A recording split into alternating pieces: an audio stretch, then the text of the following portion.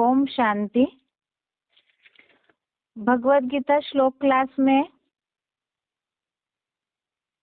आज का श्लोक है तीसरे अध्याय का 30वां श्लोक, अध्याय 3, श्लोक नंबर 30। श्लोक है मयि सर्वाणि कर्माणि सन्न्यस्याध्यात्मचेतसा निराशीर निर्ममो भूत्वा युध्यस्व विगत ज्वरः। श्लोक दोबारा, मयि सर्वाणि कर्माणि सन्न्यस्याध्यात्मचेतसा निराशीर निर्ममो भूत्वा युध्यस्व विगत ज्वरः। संधि विच्छेद है मयि सर्वाणि कर्माणि सन्न्यस्य अध्यात्मचेतसा निराशी निर्ममः भूत्वा युध्यस्व विगत ज्वरः। संधि विच्छेद दोबारा, मयि सर्वाणि कर्माणि सन्न्यस्य अध्यात्मचेतसा निराशी निर्ममः भूत्वा युध्यस्व विगत ज्वरः। शब्दों का अर्थ है अध्यात्म चेतसा अर्थात आध्यात्मिक बुद्धि से, मयि अर्थात मेरे, सर्वाणि अर्थात सब, कर्माणि अर्थात कर्मों को, सन्न्यस्य अर्थात अर्पण कर, निराशी अर्थात आशाहीन, निर्ममः अर्थात ममताहीन होकर, भूत्वा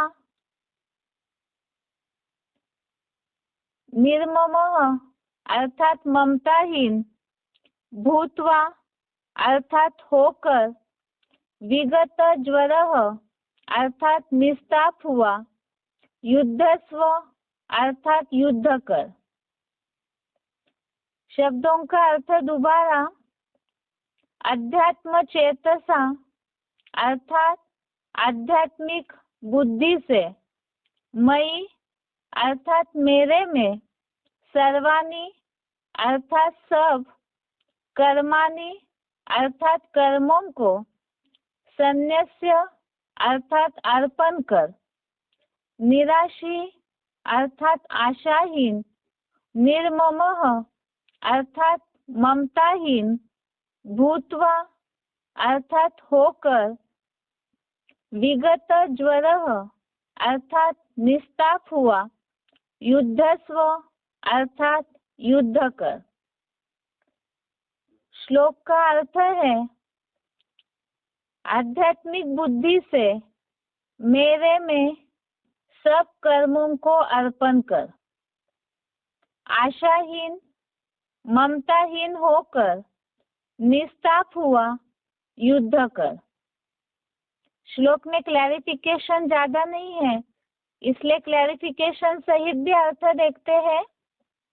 आध्यात्मिक बुद्धि से मेरे में सब यज्ञार्थ श्रेष्ठ कर्मों को अर्पण कर, आशाहीन ममताहीन होकर निस्ताप हुआ, तू धर्म युद्ध कर।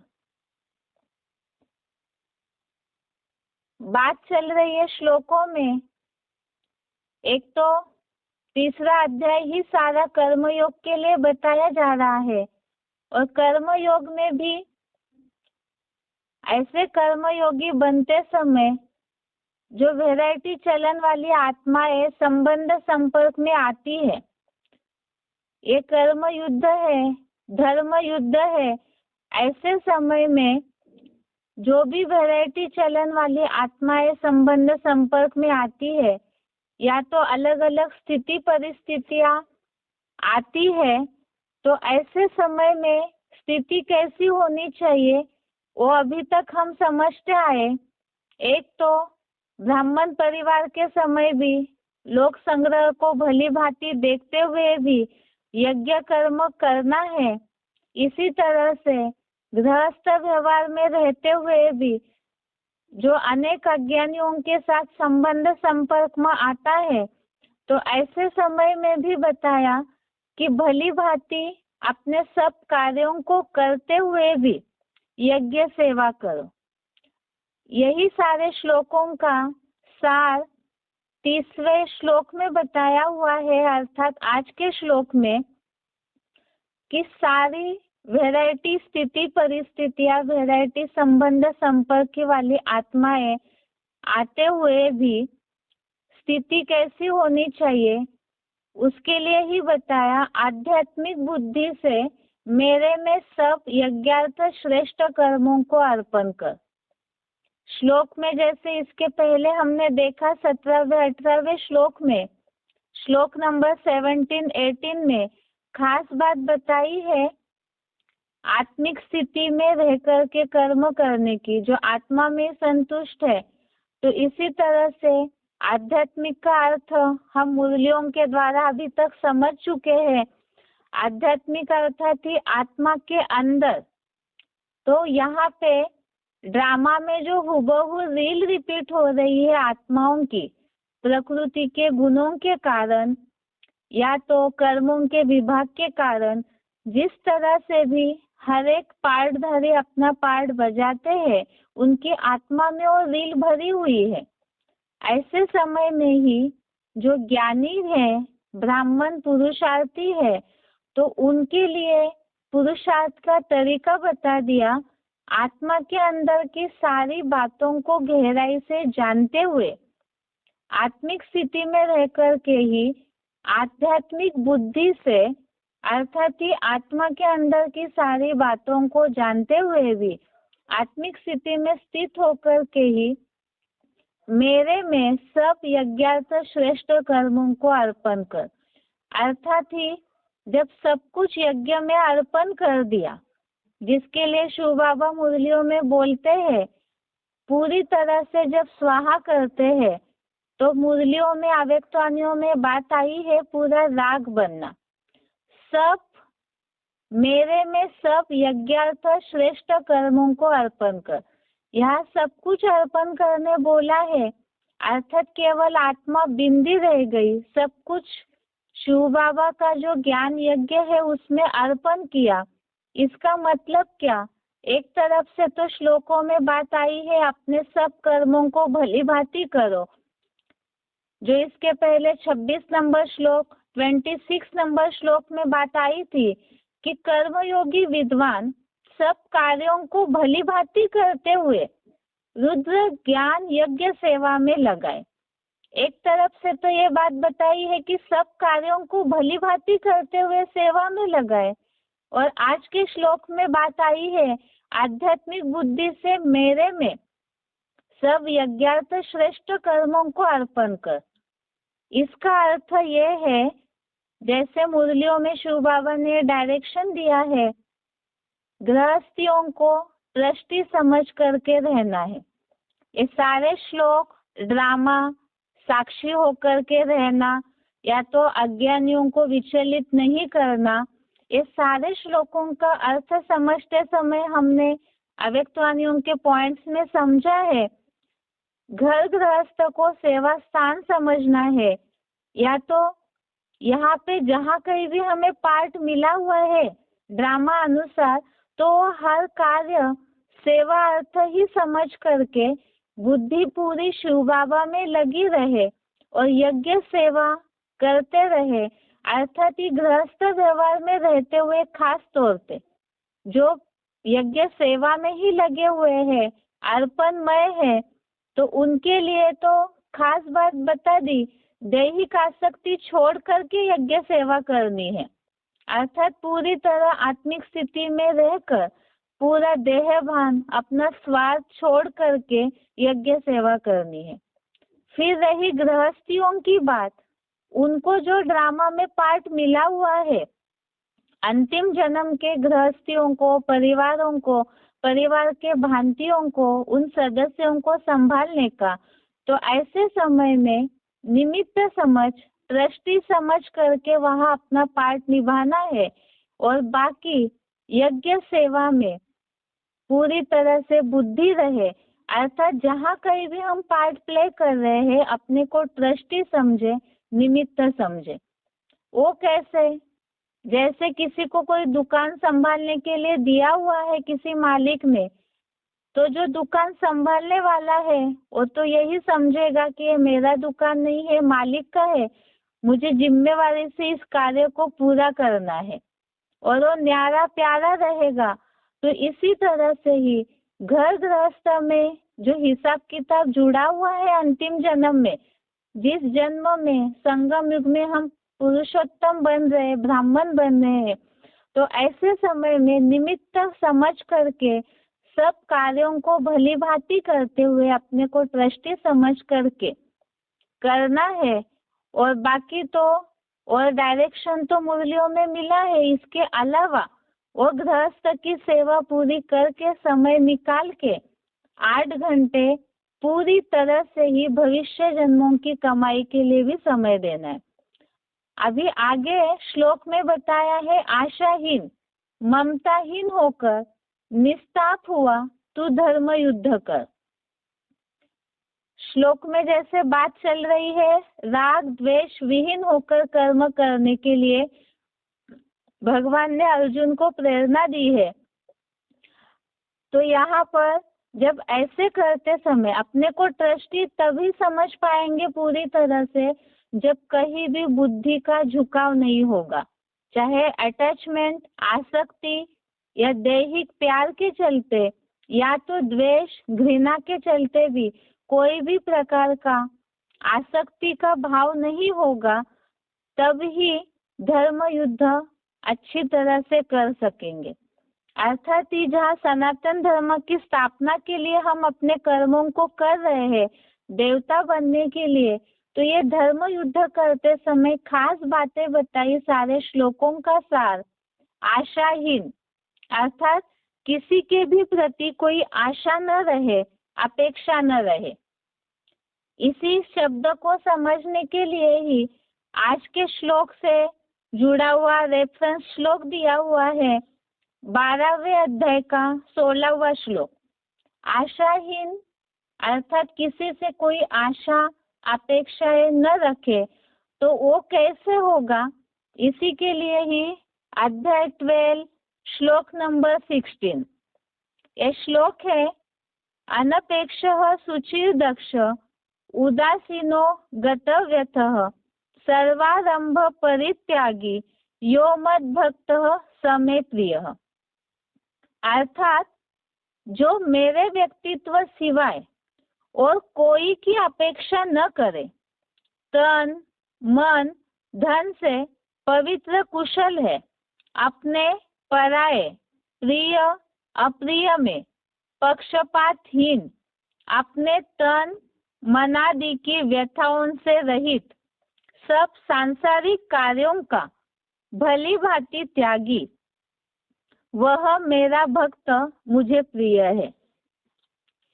तो यहाँ जो बताया मेरे व्यक्तित्व के सिवाय, अर्थात संगम युग में जो साकार में भगवान का पाठ चल रहा है उनके सिवाय, अर्थात सब कुछ जो मुरलियों में बोला है, एक शिव बाबा दूसरा न कोई, ऐसे समझ करके और कोई भी दुनियावी देहधारियों से, जो मुरलियों में शिव बाबा बोलते हैं कलयुग में अंतिम जन्म में तो सब तमो प्रधान संबंधी है, सारी दुनिया ही तमो प्रधान है, तो इसीलिए कोई भी देहधारियों से कोई अपेक्षा न रख। आशाहीन अर्थात ही कोई भी देहधारियों से कोई भी प्रकार की आशा अपेक्षा न रख करके, जो अपने पराये प्रिय अप्रिय में पक्षपातहीन अर्थात ही श्लोक में जो पहले से ही हमने शब्द देखा है राग द्वेष से रहित, यहाँ अपने पराये, प्रिय अप्रिय, इन दोनों में भी बुद्धि न हिले, बैलेंस रहे, जिसे ही बोला है पक्षपातहीन। और साथ में ही पक्षपात अर्थात पार्शलिटी, तो किसी भी तरह से कोई भी प्रकार का झुकाव न हो, अर्थात ही ममताहीन होकर, जिसे ही भगवत गीता में खास बताया है नष्टो मोहा, कहीं भी ममत्व न हो, ऐसे ममताहीन होकर व्यथाओं से रहित सब सांसारिक कार्यों का भली भांति त्यागी, अर्थात यहाँ सांसारिक कर्मों का भली भांति त्यागी, अर्थात तीसरे अध्याय में हम पहले ही देख चुके हैं अनिवार्य कर्मों को करना है। बाकी देह भान बढ़ाने वाले जो ऐसे दुनियावी भौतिक कर्म है जिसमें बुद्धि फंस करके बंधन में आए और धर्म युद्ध में विघ्न पड़े, इन सब बातों का त्याग करके, जो भौतिक दुनिया है, ये जो संसार है, ऐसे कर्म जो बंधन में फंसाते हो, उनका त्याग करके, जिसके लिए गीता में शब्द आया है सर्व संकल्प संन्यस्त, तो संकल्पों से ही इन सब बातों का त्याग करना, बुद्धि से पूरी तरह से डिटैच रह करके, आज के श्लोक में शब्द आया है निस्ताप हुआ, और 12वें अध्याय के श्लोक में आया है व्यथाओं से रहित, अर्थात दुख रहित, शोक रहित होकर के, क्रोध रहित होकर के, ऐसी तरह से तू धर्म युद्ध कर। तो जितना अर्पणमय होंगे भगवान के कार्य में, यज्ञ कार्य में अर्पणमय हो करके, जैसे जनक के लिए उदाहरण दिया जाता है, तो इसी तरह से घर गृहस्थ में रहते हुए भी पूरा न्यारा प्यारा होकर दृष्टि समझ करके कर्म करना, अर्थात ये धर्म युद्ध है। धर्म युद्ध अर्थात जिस प्रकार का भी संघर्ष में स्थिति आती है पुरुषार्थी जीवन में, तो वही धर्म युद्ध है, और वो करने के लिए ही बताया आशाहीन ममताहीन होकर निस्ताप हुआ तू धर्म युद्ध कर। ये आज के श्लोक का अर्थ है। इसे अच्छी रीति से समझने के लिए अव्यक्तवाणी और सिलेक्टेड पॉइंट्स देखते हैं। पहले तो आज के श्लोक का उच्चारण। मयि सर्वाणि कर्माणि सन्न्यस्यात्मचेतसा निराशीर्निर्ममो भूत्वा युध्यस्व विगतश्वरः। आध्यात्मिक बुद्धि से मेरे में सब यज्ञार्थ श्रेष्ठ कर्मों को अर्पण कर, आशाहीन ममता रहित और शोक रहित होकर तू धर्म युद्ध कर।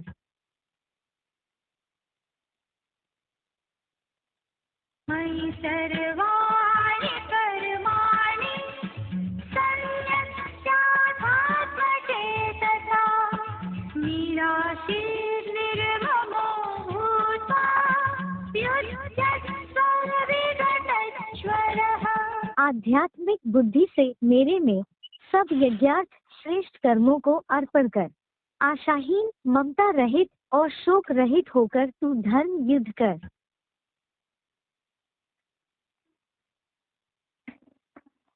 सिलेक्ट VCD से लिया हुआ पॉइंट है। VCD number 1737, VCD number 1737, 37 minutes. महादानी बनने का गायन किसका है? अरे कोई का महादानी बनने का कथा आती है, किसकी कथा है? राजा है, राजा हरिश्चंद्र की कथा आती है। तो देखो ये डबल हैं, एक की बात नहीं है।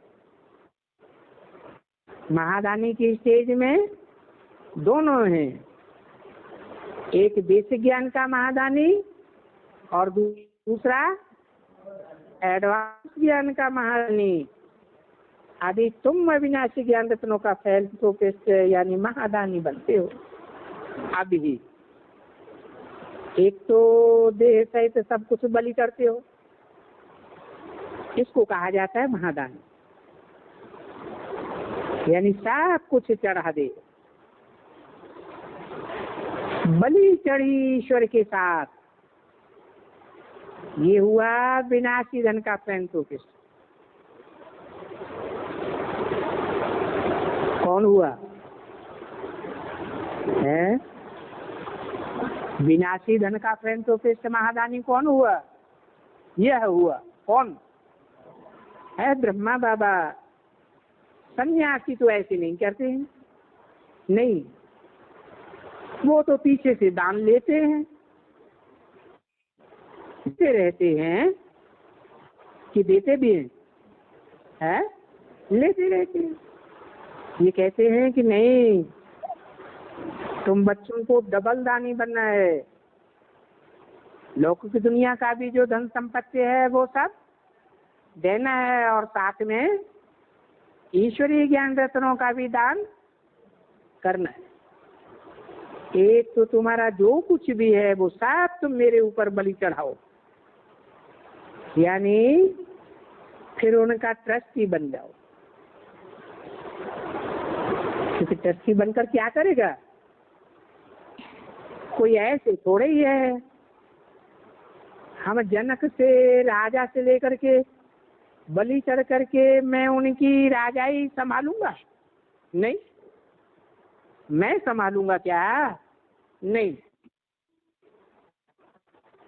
कहते हैं याद को, तुमको बलि चढ़ना है, जो तुमने क्रिएट किया है वो बच्चे तो तुमको ही संभालने हैं। ऐसे नहीं कि ये में अर्पण कर दिया, तुम उनको संभालने से बच गए, बाबा बच्चे भी संभालेंगे। नहीं, रचना रची है, उनकी तुमको ही पालना करनी है। तो फिर यहाँ धन दे करके पालना कैसे करेंगे? है? अगर सारा धन यहाँ यज्ञ में दे देंगे तो जो तुमने अपनी रचना रची है बच्चों की, उनकी पालना कैसे करेंगे? है? नहीं, ऐसे नहीं कि तुम सारा धन यहाँ दे दो। तो कहते हैं कि बच्चे मेरी मत पर चलते हो, जैसे मैं रास्ता बताऊं वैसे चलते रहो। फिर कहाँ भी तुम्हारा जो धन दान करते हो, देखो कोई पाप के काम में नहीं आवेगा। अगर कोई पाप आत्मा को धन देंगे तो धन से जो पाप देंगे वो पाप तुम्हारे सर पर भी चढ़ जाएगा।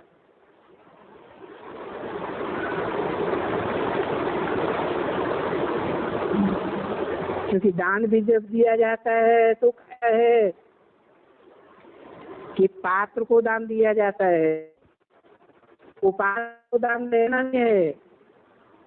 समझो, कोई को दान दिया और उसने उस दान से बीड़ी पीना शुरू कर दिया, शराब पीने लगा, गंद खाने लगा, ये किया वो किया, वो पाप देने वाले के सिर पर भी आ जाएगा। समझा ना? अभी इस समय कोई पुण्यात्मा तो है ही नहीं है, इस दुनिया में कोई भी पुण्यात्मा नहीं है। अच्छा समझो, ब्राह्मणों को देते हैं, वो ब्राह्मण भी तो पाप करते रहते हैं कि सदा पुण्य करते हैं? हैं? श्रीमत पर चलते हैं तो पुण्य होता है, और मनमत पर चलते हैं, मनुष्यों की मत पर चलते हैं तो पाप हो जाता है।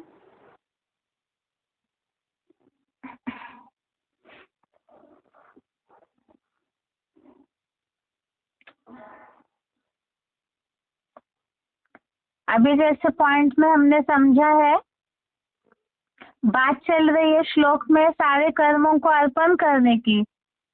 तो इसमें जैसे जनक का भी मिसाल दिया, जो बोला है कि सब कुछ अगर अर्पण करेंगे तो फिर शिव बाबा परिवार को कैसे संभालेंगे, क्योंकि सभी लोग ही यज्ञ में आकर बैठेंगे, ये तो संभव नहीं है। यहाँ बात है कि जो परिवार की रचना रची है तो उन्हें संभालना भी है और साथ में यज्ञ सेवा का भी ध्यान रखना है। जैसे मुरलियों में शिव बाबा बोलते हैं, घर गृहस्थ में रहते हुए भी अपने को समर्पित समझ करके चलो। अर्थात ही यहाँ बात है बुद्धि मन अपने अनुसार न चलाए। मुरलियों में जैसे श्रीमत दिया हुआ है, खान पान रहन सहन गृहस्थ व्यवहार में रहते हुए किस तरह श्रीमत का पालन करना है, तो ये सारी बातों का ध्यान रखना है। इसी के लिए ही शिव बाबा ने जनक का मिसाल दिया और महादानी की बात भी बताई कि लौकिक दुनिया में अगर दान करते हैं तो वो गलत काम कर लेंगे तो उसका पाप चढ़ेगा। यहाँ तो शिव बाबा के ज्ञान यज्ञ में किस तरह से दानी बनना है उसके बारे में ही शिव बाबा ने बताया, जो आज के श्लोक में बात चल रही है, यज्ञार्थ श्रेष्ठ कर्मों को अर्पण कर। आगे है इसी VCD का VCD नंबर 1737, 45 मिनट के बाद का पॉइंट।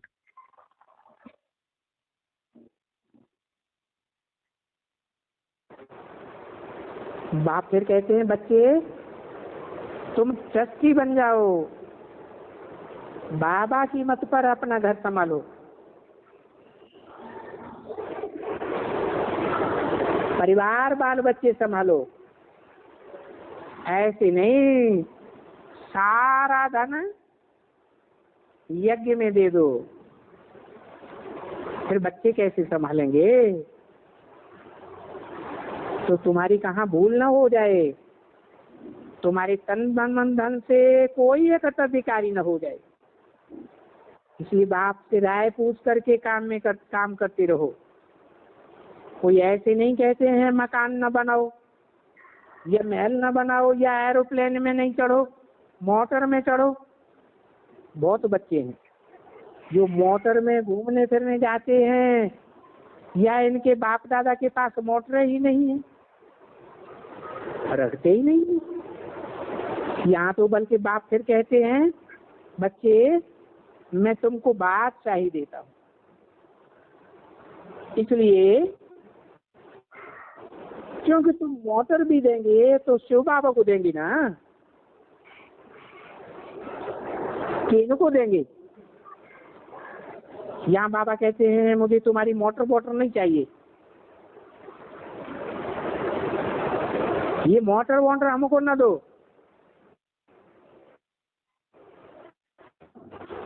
तुम एरोप्लेन में भी चढ़ो, चढ़ो, कोई बात नहीं। अपनी धन दौलत जो है उनसे क्या क्या करो, कुछ भी करो। राय देते रहते हैं कि तुम्हारे कोई भी पाप न हो जाए, क्योंकि तुम तो पुण्यात्मा बनते हो। ये है पापात्माओं की दुनिया, उनको कहा जाता है पुण्यात्माओं की दुनिया।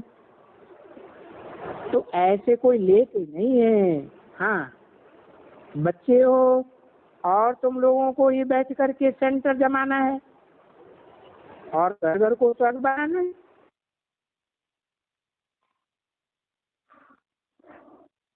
अभी पॉइंट में जैसे हमने समझा कि अपने को ट्रस्टी समझना है, अर्थात जैसे सब कुछ शिव बाबा का ही है और वो हमें अंतिम जन्म में संभालने के लिए मिला हुआ है, तो किसी और की चीज जो हमें संभालने के लिए मिली है तो उनसे पूछ करके ही सारा कार्य करेंगे।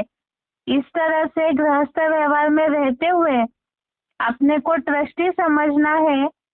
अभी आगे किस तरह से आशाहीन ममताहीन होकर के धर्म युद्ध कर सकते हैं, उसके लिए अव्यक्तवाणियों के कुछ पॉइंट्स। अव्यक्तवाणी की तारीख है 13 अक्टूबर 1992। अव्यक्तवाणी अव्यक्तवाणी डेट 13 अक्टूबर 1992। पॉइंट है, यह नहीं याद रखो कि हम दिल्ली के हैं या हम बनारस के हैं। कभी भी प्रवृत्ति में या घर में रहते यह नहीं सोचो। सेवा स्थान पर रह रहे हो। सेवा स्थान समझने से न्यारे प्यारे रहेंगे। घर समझने से मेरा मेरा आएगा, और सेवा स्थान है तो ट्रस्टी रहेंगे। गृहस्थी अर्थात मेरापन और ट्रस्टी अर्थात तेरा। सेवा स्थान समझने से सदा सेवा याद रहेगी। प्रवृत्ति है तो प्रवृत्ति को निभाने में ही लग जाएंगे। सेवाधारी सदा न्यारे रहेंगे। सब कुछ बाप के हवाले कर दिया, इसलिए सब तेरा। जब संकल्प कर लिया कि मैं बाबा की और बाबा मेरा, तो जो संकल्प है वही साकार रूप में लाना है। सिर्फ संकल्प नहीं, लेकिन साकार स्वरूप में हर कर्म में मेरा बाबा मान करके चलना। मेरा बाबा है बीज, बीज में सारा वृक्ष समाया हुआ है। पॉइंट दोबारा, अव्यक्तवाणी की तारीख है 13 अक्टूबर 1992। यह नहीं याद रखो कि हम दिल्ली के हैं या हम बनारस के हैं। कभी भी प्रवृत्ति में या घर में रहते यह नहीं सोचो। सेवा स्थान पर रह रहे हो। सेवा स्थान समझने से न्यारे प्यारे रहेंगे। घर समझने से मेरा मेरा आएगा, और सेवा स्थान है तो ट्रस्टी रहेंगे। गृहस्थी अर्थात मेरापन और ट्रस्टी अर्थात तेरा। सेवा स्थान समझने से सदा सेवा याद रहेगी। प्रवृत्ति है तो प्रवृत्ति को निभाने में ही लग जाएंगे। सेवाधारी सदा न्यारे रहेंगे। सब कुछ बाप के हवाले कर दिया, इसलिए सब तेरा। जब संकल्प कर लिया कि मैं बाबा की और बाबा मेरा, तो जो संकल्प है वही साकार रूप में लाना है। सिर्फ संकल्प नहीं, लेकिन साकार स्वरूप में हर कर्म में मेरा बाबा मान करके चलना। मेरा बाबा है बीज, बीज में सारा वृक्ष समाया हुआ है। तो इस पॉइंट में गृहस्थ में रहते हुए किस तरह अपने को ट्रस्टी समझना है, वो बात बताई कि घर भी सेवा स्थान है। हम जिस भी लौकिक स्थान से जुड़े हुए हैं, उसे में बंधे हुए न रहकर उसे सेवा स्थान समझना है। ऐसे समझने से ट्रस्टी अर्थात निमित्त है। हम हमें केवल एक गृहस्थ संभालने के लिए मिला हुआ है, ये बात बुद्धि में रहेगी। अगर हम गृहस्थी है, प्रवृत्ति वाले हैं, ये मेरा है, ये समझेंगे तो न्यारेपन की भावना जो आनी चाहिए वो नहीं आएगी, उसमें ही बंधे रहेंगे। इसीलिए बताया अपने को गृहस्थ में रहते हुए ट्रस्टी समझो। आगे का पॉइंट है, अव्यक्तवाणी की तारीख 12/10/81। अव्यक्तवाणी डेट 12 अक्टूबर 1981, पेज नंबर 41। अगर ट्रस्टी बन जाते तो न्यारे और प्यारे होने से एक रस हो जाते। जरा भी मेरापन है तो मेरा माना गृहस्थीपन। जहाँ मेरापन होगा वहाँ ममता होगी। ममता वाले को गृहस्थी कहेंगे, ट्रस्टी नहीं। पॉइंट दोबारा, अगर ट्रस्टी बन जाते तो न्यारे और प्यारे होने से एक रस हो जाते। जरा भी मेरापन है तो मेरापन मेरा माना गृहस्थीपन। जहाँ मेरापन होगा वहाँ ममता होगी। ममता वाले को गृहस्थी कहेंगे, ट्रस्टी नहीं। श्लोक में जैसे बात आई थी, ममताहीन होकर के, अर्थात जहाँ ममत्व जा रहा है स्थूल रीति से मोह में फंस रहे हैं तो मेरी गृहस्थी समझेंगे तो मोह आएगा ही।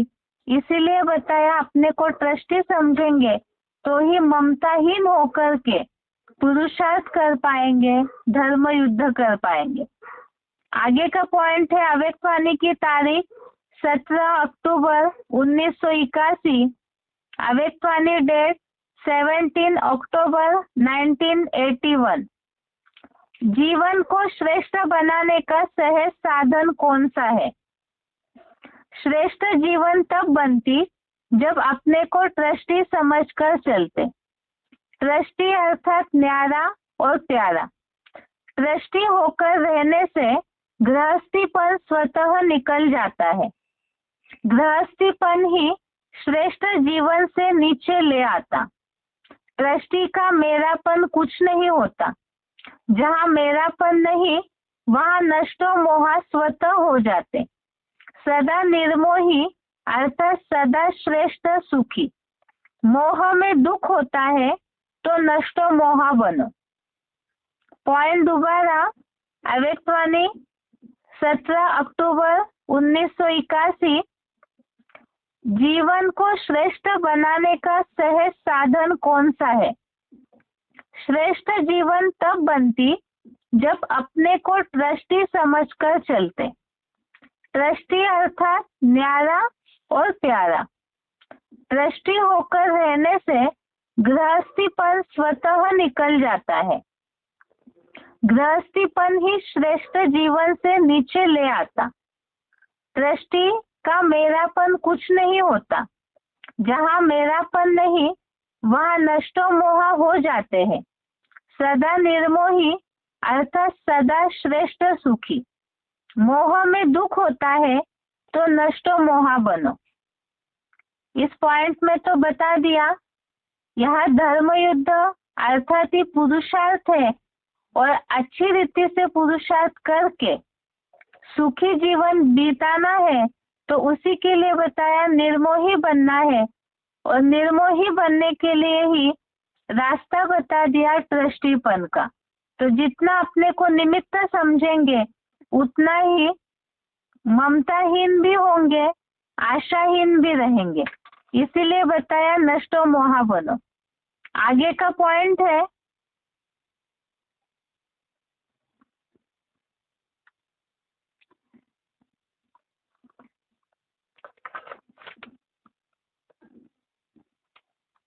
मुरली तारीख है 6 जून 1985, मुरली डेट 6 जून 1985।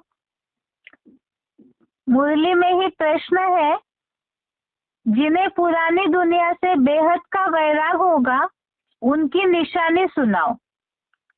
जिन्हें पुरानी दुनिया से बेहद का वैराग होगा उनकी निशानी सुनाओ। उत्तर, वे अपना सब कुछ बाप को अर्पण कर देंगे। हमारा कुछ भी नहीं। बाबा, हमारी यह देह भी नहीं है, यह तो पुरानी देह है, इनको भी छोड़ना है। सबसे मोह टूटता जाता है, नष्टो मोह हो जाते हैं। यह है बेहद का वैराग्य। पॉइंट दोबारा, मुरली तारीख 6 जून 1985।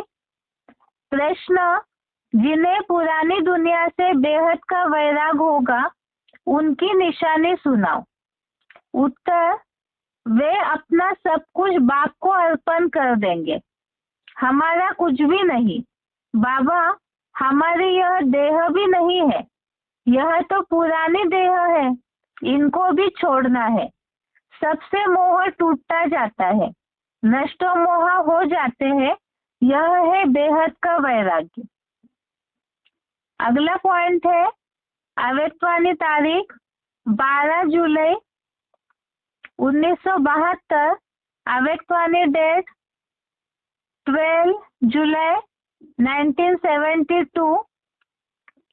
मेरी प्रवृत्ति है या मेरी युगल है, यह स्मृति भी रांग है। यह जो हद की रचना बाप दादा ने ट्रस्ट बनाकर संभालने के लिए दी है वह मेरी रचना नहीं, लेकिन बाप दादा द्वारा ट्रस्टी बन इसको संभालने के लिए निमित्त बना हुआ हूँ। ट्रस्टीपन में मेरापन नहीं होता, ट्रस्टी निमित्त होता है।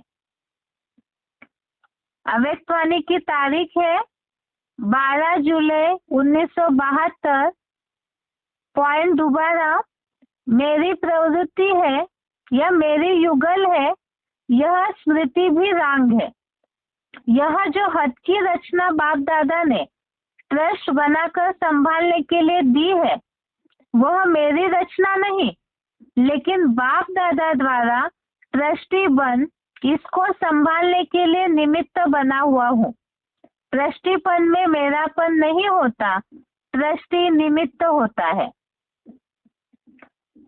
ये दोनों पॉइंट में जैसे बात आई है कि पूरा अर्पणमय की भावना जितना आएगी उतना ही अपने को ट्रस्टी समझेंगे और उतना ही इस दुनिया से, पुरानी दुनिया से, पुरानी देह से नष्ट मोह होते जाएंगे।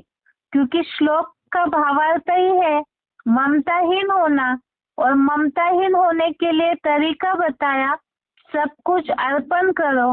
अर्पण जितना करेंगे उतना ही अपने को ट्रस्टी समझ पाएंगे। अर्थात ये सब कुछ शिव बाबा का है, हमें संभालने के लिए मिला हुआ है। ऐसे जितना समझेंगे उतना बेहद का वैराग्य आएगा, अर्थात नष्टो मोह की स्थिति भी होती जाएगी। आगे का पॉइंट है अव्यक्तवाणी तारीख 20 अक्टूबर 1975। अव्यक्तवाणी डेट 20 अक्टूबर 1975। सबसे रॉयल रूप का बोझ है, यह मेरी जिम्मेवारी है, इसको तो निभाना ही पड़ेगा। ऐसे गृहस्थी में फंसने के कारण ट्रस्टीपन भूल जाते हो। यह तन भी मेरा नहीं, तन का भी ट्रस्टी हूँ।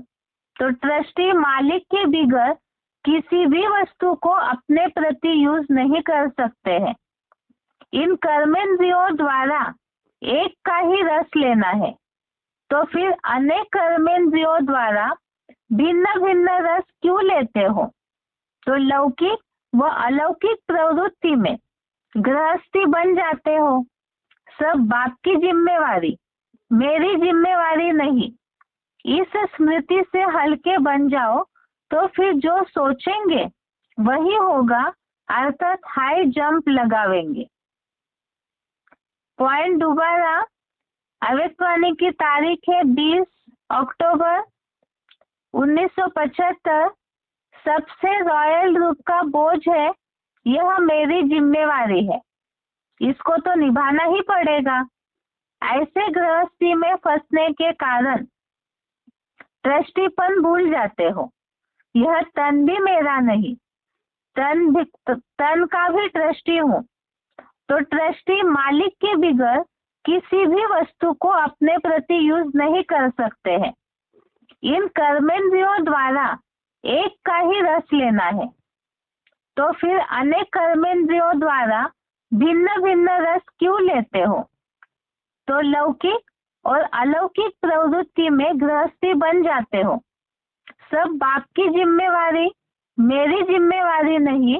इस स्मृति से हल्के बन जाओ तो फिर जो सोचेंगे वही होगा, अर्थात हाई जंप लगाएंगे।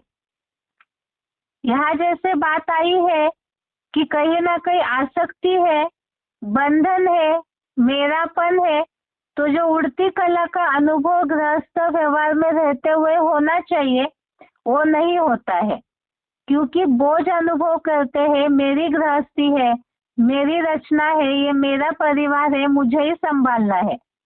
इस तरह की भावनाओं के कारण ही पुरुषार्थ अर्थात ये धर्म युद्ध है, जिस तरह से करना चाहिए और नहीं कर पाते हैं। पुरुषार्थ में उड़ती कला का अनुभव नहीं हो पाता है। इसीलिए खास बात बताई कि सब कुछ शिव बाबा का है, मुझे संभालने के लिए मिला हुआ है, तो अपने आप ही उसमें हल्कापन आएगा, क्योंकि अपनी चीज ही नहीं है कोई, तो उसमें मोह नहीं रहेगा, ना ही उन व्यक्ति, वस्तुओं के प्रति कोई अपेक्षा रहेगी। तो जितना इस तरह बाप की जिम्मेवारी समझेंगे तो उतना ही उड़ती कला का अनुभव होगा। आगे का पॉइंट है,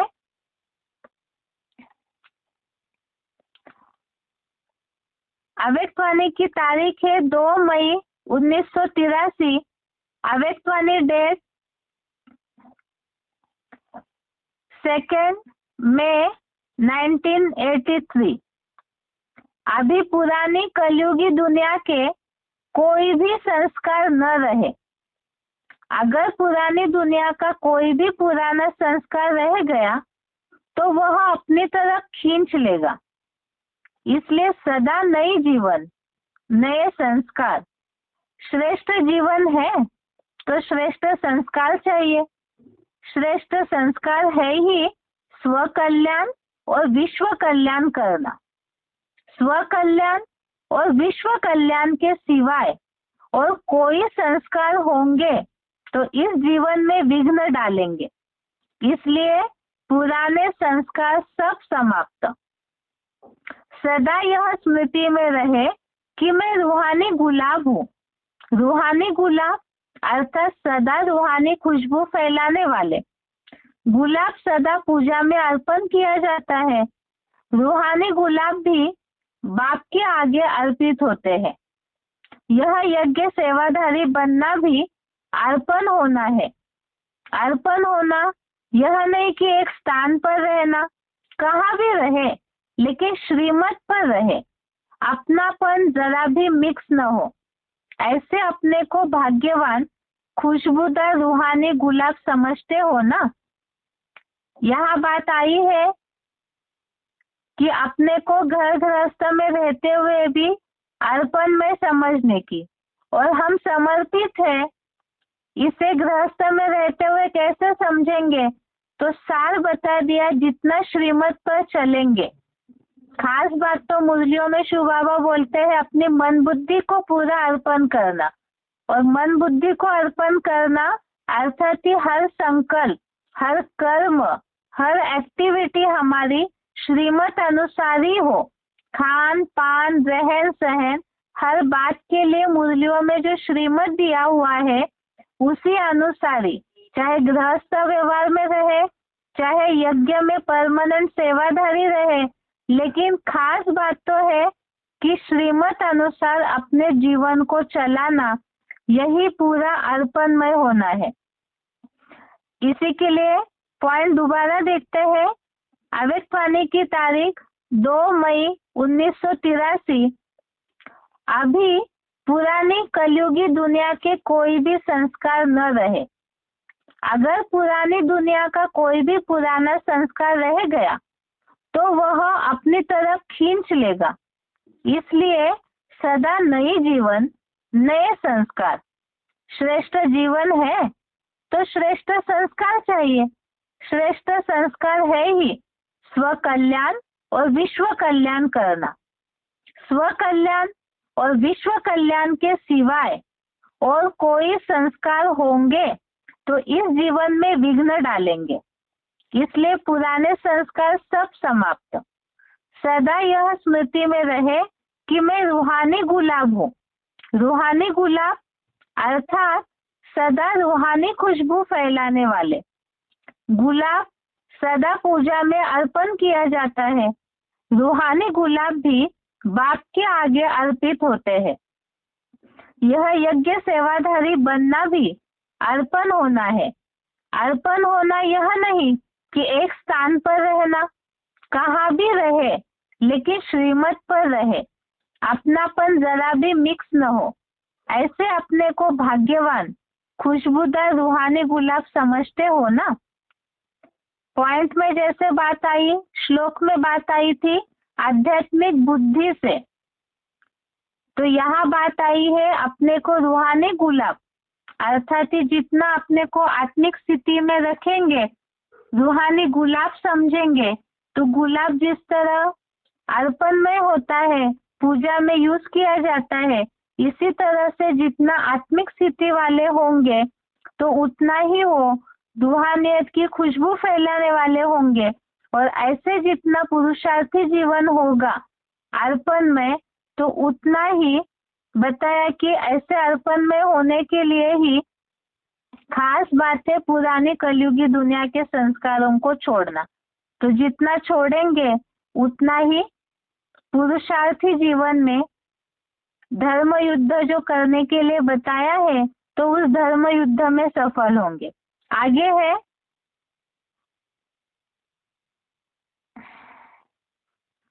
अव्यक्तवाणी की तारीख है 7 मार्च 1988।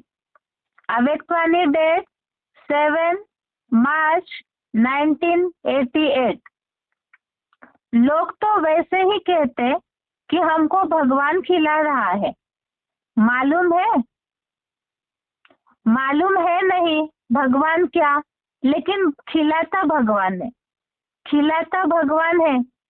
लेकिन ब्राह्मण बच्चों को तो बाप ही खिलाता है, चाहे लौकिक कमाई भी करके पैसे जमा करते, उसी से भोजन मंगाते भी हो, लेकिन पहले अपनी कमाई भी बाप की भंडारी में डालते हो। बाप की भंडारी भोलानाथ का भंडारा बन जाता है। कभी भी इस विधि को भूलना नहीं, नहीं तो सोचेंगे हम खुद कमाते खुद खाते हैं। वैसे तो ट्रस्टी हो, ट्रस्टी का कुछ नहीं होता है, हम अपनी कमाई से खाते हैं, यह संकल्प भी नहीं उठ सकता। जब ट्रस्टी है तो सब बाप के हवाले कर दिया, तेरा हो गया, मेरा नहीं। ट्रस्टी अर्थात तेरा, गृहस्थी अर्थात मेरा। आप कौन हो? गृहस्थी तो नहीं हो ना। भगवान खिला रहा है, ब्रह्मा भोजन मिल रहा है। ब्राह्मण आत्माओं को यह नशा स्वतः ही रहता है और बाप की गारंटी है 21 जन्म ब्राह्मण आत्मा कभी भूखी नहीं रह सकती। बड़े प्यार से दाल रोटी सब्जी खिलाएंगे, यह जन्म भी दाल रोटी प्यार की खाएंगे, मेहनत की नहीं।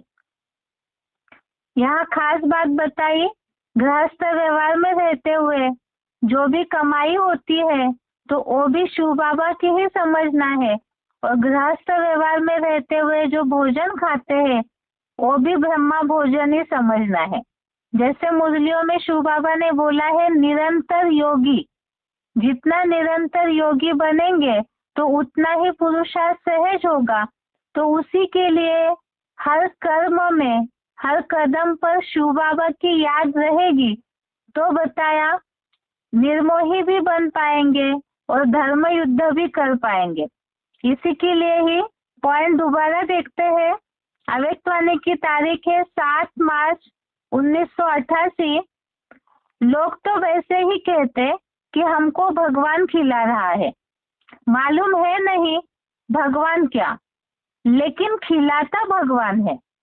लेकिन ब्राह्मण बच्चों को तो बाप ही खिलाता है, चाहे लौकिक कमाई भी करके पैसे जमा करते, उसी से भोजन मंगाते भी हो, लेकिन पहले अपनी कमाई भी बाप की भंडारी में डालते हो।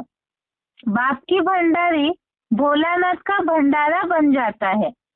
कभी भी इस विधि को भूलना नहीं, नहीं तो सोचेंगे हम खुद कमाते खुद खाते हैं। वैसे तो ट्रस्टी हो, ट्रस्टी का कुछ नहीं होता है, हम अपनी कमाई से खाते हैं, यह संकल्प भी नहीं उठ सकता। जब ट्रस्टी है तो सब बाप के हवाले कर दिया, तेरा हो गया, मेरा नहीं। ट्रस्टी अर्थात तेरा, गृहस्थी अर्थात मेरा। आप कौन हो?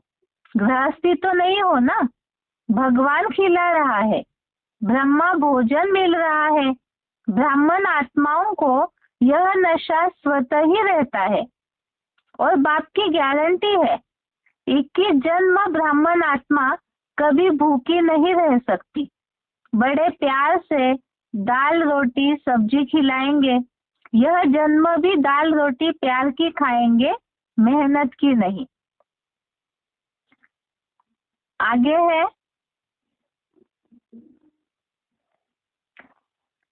अव्यक्तवाणी की तारीख है 12 दिसंबर 1984। अव्यक्तवाणी डेट 12 दिसंबर 1984। दूसरी अव्यक्तवाणी की भी डेट है, सेम अव्यक्तवाणी में पॉइंट है 7 जनवरी 1985। ट्रस्टीपन की निशानी है सदा न्यारा और बाप का प्यारा। अगर न्यारा प्यारा नहीं तो ट्रस्टी नहीं। गृहस्थी जीवन अर्थात बंधन वाली जीवन, ट्रस्टी जीवन अर्थात निर्बंधन है। ट्रस्टी बनने से सब बंधन सहज ही समाप्त हो जाते हैं। बंधन मुक्त है तो सदा सुखी है, उनके पास दुख की लहर भी नहीं आ सकती। अगर संकल्प में भी आता है मेरा घर, मेरा परिवार, मेरा यह काम है, तो यह स्मृति भी माया का आवाहन करती है। तो मेरे को तेरा बना दो, जहाँ तेरा है वहाँ दुख खत्म। मेरा कहना और मूंझना, तेरा कहना अर्थात मौज में रहना। अभी मौज में नहीं रहेंगे तो कब रहेंगे? संगम युग ही मौजों का युग है, इसलिए सदा मौज में रहो। स्वप्न और संकल्प में भी व्यर्थ न हो। आधा कल्प सब व्यर्थ गवाया, अब गवाने का समय पूरा हुआ। कमाई का समय है, जितने समर्थ होंगे उतना कमाई कर जमा कर सकेंगे। इतना जमा करो जो 21 जन्म आराम से खाते रहो। इतना स्टॉक हो जो स्वयं भी दे सको, क्योंकि दाता के बच्चे हो। जितना जमा होगा उतनी खुशी जरूर होगी। पॉइंट दोबारा, अव्यक्तवाणी की तारीख है 12 दिसंबर 1984। ट्रस्टीपन की निशानी है सदा न्यारा और बाप का प्यारा। अगर न्यारा प्यारा नहीं तो ट्रस्टी नहीं। गृहस्थी जीवन अर्थात बंधन वाली जीवन, ट्रस्टी जीवन निर्बंधन है। ट्रस्टी बनने से सब बंधन सहज ही समाप्त हो जाते हैं। बंधन मुक्त है तो सदा सुखी है, उनके पास दुख की लहर भी नहीं आ सकती। अगर संकल्प में भी आता है मेरा घर, मेरा परिवार, मेरा यह काम है, तो यह स्मृति भी माया का आवाहन करती है। तो मेरे को तेरा बना दो, जहाँ तेरा है वहाँ दुख खत्म। मेरा कहना और मूंझना, तेरा कहना और मौज में रहना। अभी मौज में नहीं रहेंगे तो कब रहेंगे? संगम युग ही मौजों का युग है, इसलिए सदा मौज में रहो।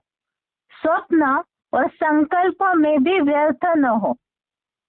आधा कल्प सब व्यर्थ गवाया, अब गवाने का समय पूरा हुआ। कमाई का समय है, जितने समर्थ होंगे उतना कमाई कर जमा कर सकेंगे। इतना जमा करो जो 21 जन्म आराम से खाते रहो। इतना स्टॉक हो जो स्वयं भी दे सको, क्योंकि दाता के बच्चे हो। जितना जमा होगा उतनी खुशी जरूर होगी। ये सारे पॉइंट्स है। आज के श्लोक का सार समझा होगा ही कि पूरी तरह से अपने को आत्मा समझ करके, ये देह भी हमें मिली हुई है केवल पुरुषार्थ के लिए, और देह के साथ जुड़े हुए देह के पदार्थ, खास करके तो गृहस्थ व्यवहार, जो परिवार है, और सब कुछ ही शुभावा का है। ये समझ करके जितना ट्रस्टी रहेंगे उतना ही, एक तो बताया, जमा का खाता भी बढ़ेगा, खुशी भी होगी और निर्बंधन भी रहेंगे। इस तरह से ये आज के श्लोक का अर्थ हो गया। आज का श्लोक का टाइम पूरा हो रहा है, इसीलिए श्लोक क्लास यहाँ ही पूरा करते हैं।